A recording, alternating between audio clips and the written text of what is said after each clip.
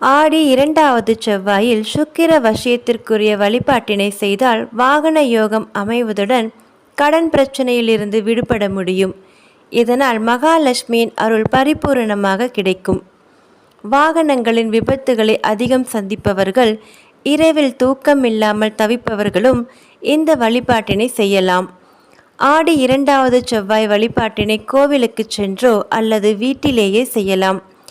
இந்த வீடியோவை கிளிக் பண்ணி பார்க்குற உங்கள் எல்லாருக்கும் என்னுடைய வணக்கம். இந்த பதிவு உங்களுக்கு பயனுள்ளதாக இருந்திருந்தால் நம்ம சேனலை மறக்காமல் சப்ஸ்கிரைப் பண்ண மறக்காதீங்க. மேலும் சப்ஸ்கிரைப் பண்ணவங்க லைக் பண்ண மறக்காதீங்க. வீடியோ எப்படி இருக்குங்கிறதையும் கமெண்ட் பண்ண மறக்காதீங்க. வாங்க வீடியோ கண்டினியூ பண்ணலாம். இந்த ஆண்டு ஆடி 2வது செவ்வாய் மிக விசேஷமான ஏகாதசி மற்றும் ரோகிணி நட்சத்திரம் இணையும் நாளில் வருகிறது.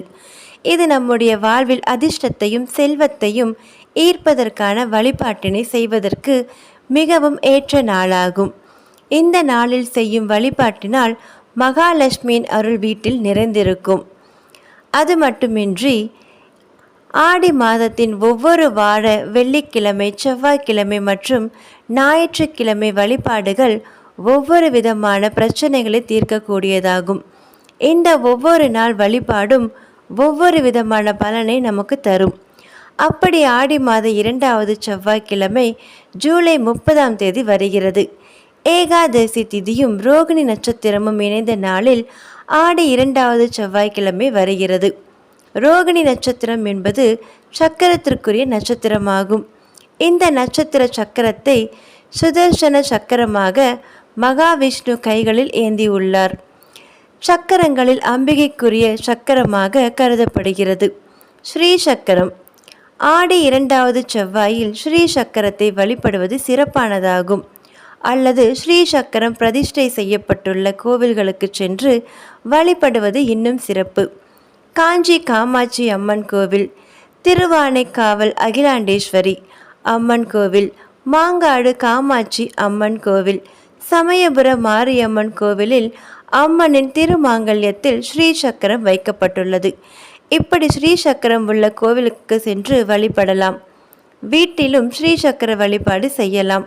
நம்முடைய உள்ளங்கை அளவிற்கு வெள்ளியில் ஸ்ரீ சக்கரம் வாங்கி வீட்டின் பூஜை அறையில் வைத்து வழிபடலாம். ஒரு சிறிய தட்டில் ஸ்ரீ சக்கரத்தை வைத்து அதற்கு பால், பன்னீர் போன்ற பொருட்களால் அபிஷேகம் செய்ய வேண்டும்.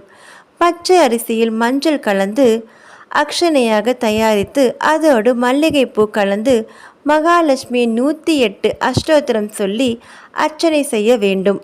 இதற்கு முத்தார்ச்சனை என்று பெயர். இதற்கு நாம் பயன்படுத்தும் மல்லிகைப்பூ சுக்கிரனுக்குரியதாகும். அரிசி சந்திரனுக்குரியது. மஞ்சள் குருவிற்கு உரியது. சுக்கிரன் சந்திரன் இணைவதுதான் ஸ்ரீ சக்கரம். ஸ்ரீ சக்கரத்தை வழிபடுவதால் பசி, பஞ்சம், பட்டினியை தீர்க்கக்கூடிய தன்மையும் வாகன யோகமும் ஏற்படும்.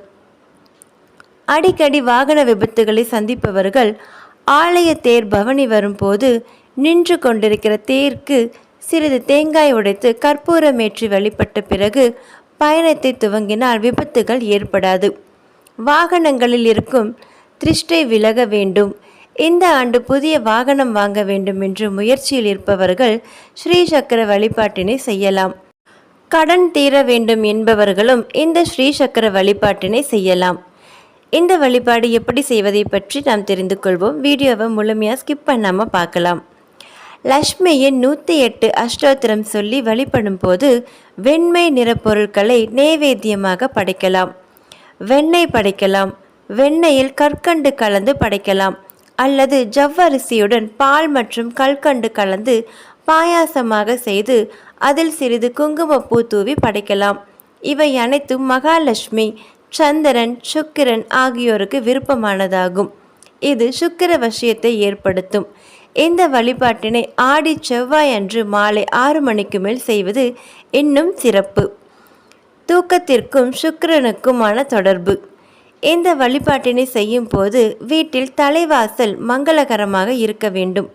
இரவு நாம் படுக்கும் படுக்கையின் விரிப்புகள் சுத்தமாக இருக்க வேண்டும். படுக்கை என்பது சுக்கிரனுக்குரியதாகும். அதனை நாம் புதுப்பிக்கும் போது சுக்கிரவசியம் ஏற்படும். கட்டிலில் பஞ்சு மெத்தையில் தூங்குவதும் நிம்மதியான தூக்கம் ஏற்படுவதும் சுக்கிரனுக்குரியதாகும்.